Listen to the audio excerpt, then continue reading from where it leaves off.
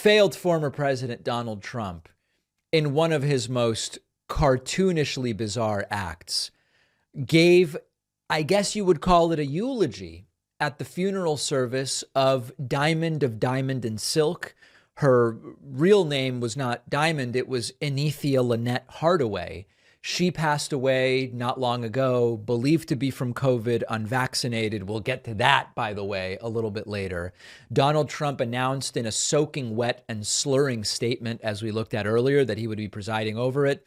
Donald Trump did not know that this was going to go for 3 hours. And in fact, he ended up complaining about it. But let's start with Trump's heartwarming and emotional tribute to Diamond, saying the prisons of many countries are emptying out into the United States. The mental institutions of many countries are emptying out into the United States. Talk about gas prices and inflation. Not a typical eulogy, as one would expect. That, things, we can fix inflation. We can fix so much of what's been damaged over the last 2 years. We had it going so well, but we can fix these things. But, millions of people, I think 15 million people, they say 3, maybe 4. I know. I think. Remember, a memorial service remembering the great Diamond. This is what Trump is talking about. They have no idea how many people. And they allowed their prisons to be emptied out into the United States of America. They allowed their mental institutions to be emptied out into the United States of America. Never happened. Common sense would tell you that if you had common sense, you wouldn't be doing that. Mike would know that, but you wouldn't be doing this. By the way, Trump's pointing to Mike Pillow. Millions and millions of people are coming, and no country would be able to withstand this. No country, whether you're rich or poor. And we're not really rich. We owe, as of this morning, $31 trillion. Right. So I don't know, you call it rich, I guess. I don't know.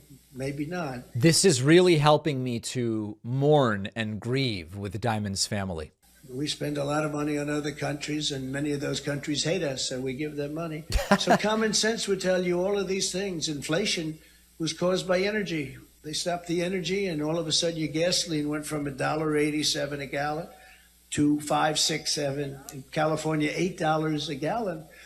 And when your baker makes his cakes, and when your hospitals create heat and all of the different things you need this for, everything goes up, and it's runaway. It's far greater than people thought.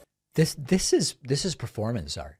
I mean, in 1,000 years, when future sociologists and anthropologists and psychologists want to learn about the insanity of this era, you would show them this and you would say, this was a funeral eulogy for a woman who died, and died at a relatively young age.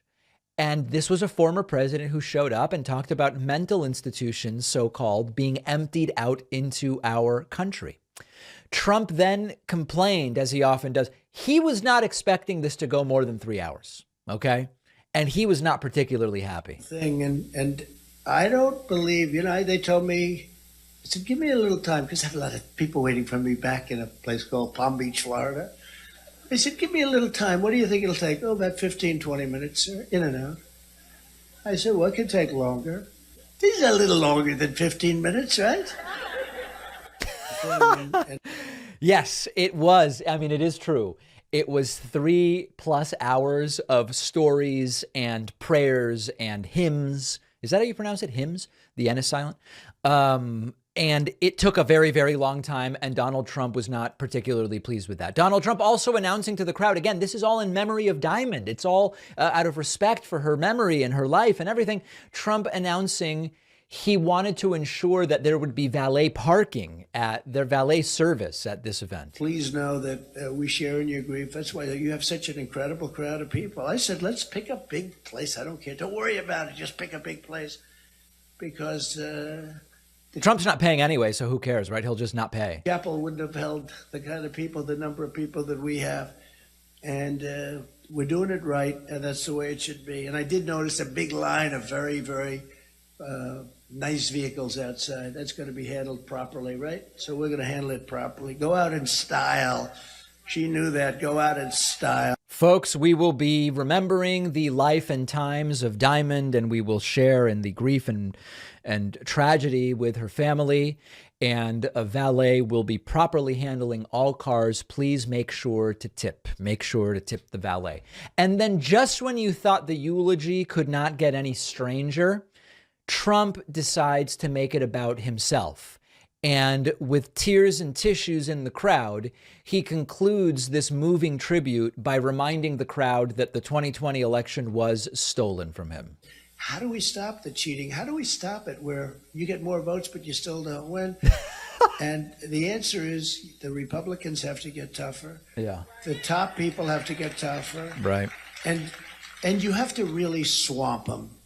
There's a level at which even they can't produce. And so if you win big enough, you're going to get there. And then once we're there, we're going to straighten it all out and get it back to where it was. But yeah. Saturday Night Live could do nothing with this because this is already like part 20 of a Saturday Night Live skit. Unbelievable. Unbelievable. It's a sort of genius parody, avant-garde performance art of some way. It's Kafkaesque, it's delusional, it's hilarious, it's sad, it's a tragic comedy. Unbelievable. And listen, Trump deserves some credit in the sense that it was hard to imagine even Trump turning this event into something so absurd and unable to be parodied, but he was able to do it. Now let's move on to the shedding vaccine conspiracy that came from this event. As many people know, I'm a white ale type of guy when it comes to beer. And even for those of us who drink responsibly, like me, sometimes you still feel it the next day and it can slow you down, especially when you start to get up there in the years like me. Check out our sponsor ZBiotics, which is a probiotic drink that breaks down the byproduct of alcohol, responsible for those rough mornings after drinking. All you do is drink a tiny bottle of ZBiotics before you have alcohol. Next day, you'll feel refreshed and ready to go. The way it works is when you drink, a toxic byproduct builds up in your gut, and that's what causes you to feel bad the next day.